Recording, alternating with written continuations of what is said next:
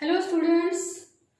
Previously we have studied about the story of Braille language. Okay. Today we will continue it. So let's start. See page number 22. Here, see page number 22. We have previously studied or learnt about the story of Braille language. Okay. I think you had enjoyed this topic very well. Now we will go to the next topic. So see page number 22 and let's start. Okay, see, Louis Braille's tactical language is used across the world today. The army captain who inspired him was a Charles Barbier.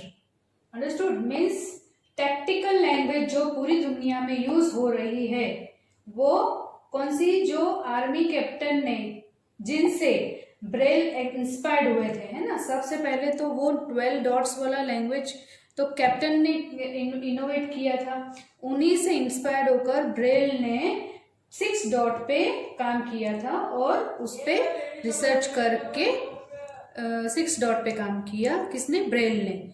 और वो captain का नाम क्या था? Charles Barbier. ठीक है, okay. So you have learn that how people who can't see can also study, है ना। You might have seen such people also who are dumb, mute, and deaf. These people communicate with the help of sign language. Come, let's see how does sign language works. यानी आपने अब तक जो ऊपर के part में जाना कि वो ये है कि जो लोग देख नहीं सकते वो भी अपनी एजुकेशन पूरी कर सकते हैं, पढ़ लिख सकते हैं। ओके, अब हम आपको बताते हैं कि आपको क्या पता है कि जो लोग सुन नहीं सकते हैं, जो लोग बोल नहीं सकते हैं, वो कैसे पढ़ते होंगे। ये ब्रेल लैंग्वेज में तो हमने जो आंखों से नहीं देखते हैं उनके बारे में पढ़ा। अब हम आगे ये पढ़ेंगे कि जो लोग कानों से सुन नहीं सकते हैं, मतलब कि डेफ है ना, और मुंह से बोल नहीं सकते हैं, डम है यानी म्यूट है, बोल नहीं सकते और सुन नहीं सकते, वो लोग भी उनकी पढ़ाई करते हैं। तो हम उसके बारे में आगे पढ़ेंगे। Let's start. What did you understand? Divide the class into 2 groups. One student from a group has to give instructions silently with his hands only. As stand up, come here, open the book, etc. The student of the other group will act according to the instruction given by those sign. समझ में आया? मतलब यहाँ पे जैसे कि आप एक क्लास में, जैसे कि अगर मैं आपकी क्लास में होती तो मैं आपकी क्लास को 2 ग्रुप में डिवाइड करती। एक ग्रुप को मैं सिर्फ इशारों से ही चुप होने को कहती, बैठने को कहती और खड़े होने को कहती और बुक खोलने के लिए भी कहती। ठीक है, go to the next page, page number 23. The way you could understand the instruction through sign language, the same way sign language is used for mute and deaf people. समझ में आया? कहने का मतलब क्या है कि हम जो मैंने 2 ग्रुप अगर बनाए हैं और एक ग्रुप को मैं इशारों में बात करती हूँ, चाहे आप बोल सकते हैं, सुन सकते हैं, समझ सकते हैं, तो भी आप मेरे इशारों को आप समझ सकते हैं। तो कहने का मतलब यही एक समझने की लैंग्वेज है जो हम आगे डेफ और म्यूट लोगों के लिए यूज करते हैं। अब हम चलते हैं next. Below are given the pictures of the sign language. See these pictures and in the class you try to make your classmate understand your point without speaking. यानी बिना बोले आप अपना पॉइंट बता सकते हैं। अब जैसे हमने ब्रेल लैंग्वेज में 6 डॉट पे ABCD का चार्ट बनाया था और हमने देखा था बुक में, उसी तरह से यहाँ पे ABCD का चार्ट है, लेकिन वो आपके हथेली पाम से है। अंडरस्टूड? जैसे कि ये देखो, यहाँ पे ये A है तो मुट्ठी बंद है ना।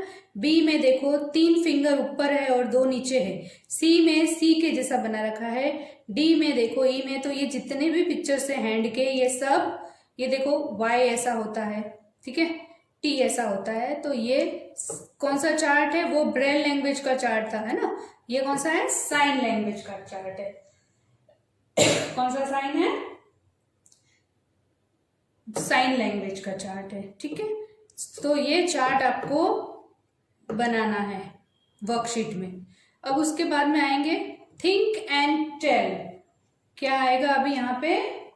Think and tell. If there are any classmates in your class who are blind, mute or unable to walk, then how would you help them?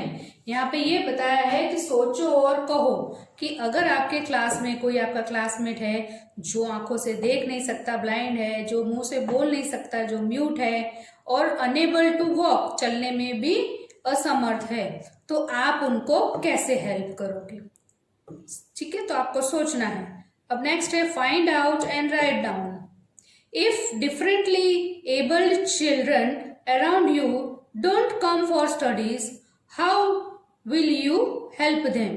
यानी कि डिफरेंटली एबल्ड बच्चे, जो मतलब ऊपर बताया है कि जो बोल नहीं सकते हैं, सुन नहीं सकते हैं, आंखों से नहीं दिखता है, चल नहीं सकते हैं, ऐसे बच्चे अगर आपके पास में हैं, आसपास में अगर रहते हैं या आपके कोई रिलेटिव में है, तो आप उनको कैसे हेल्प करोगी, वो आपको लिखना है। Find out and write down, ठीक है।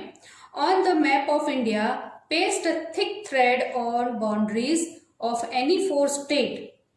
Choose your eyes, close your eyes and move your finger along the thread and try to identify the different state such as Rajasthan, Gujarat, Jammu and Kashmir, Kerala, etc. Second में क्या बोला है कि जैसे एक India का map है, अब उनमें से कोई भी आप 4 स्टेट को थ्रेड, धागा, यानी मोटे, थोड़े से मोटे धागे से आप उसको किसी भी 4 स्टेट को चिपका दो धागे से।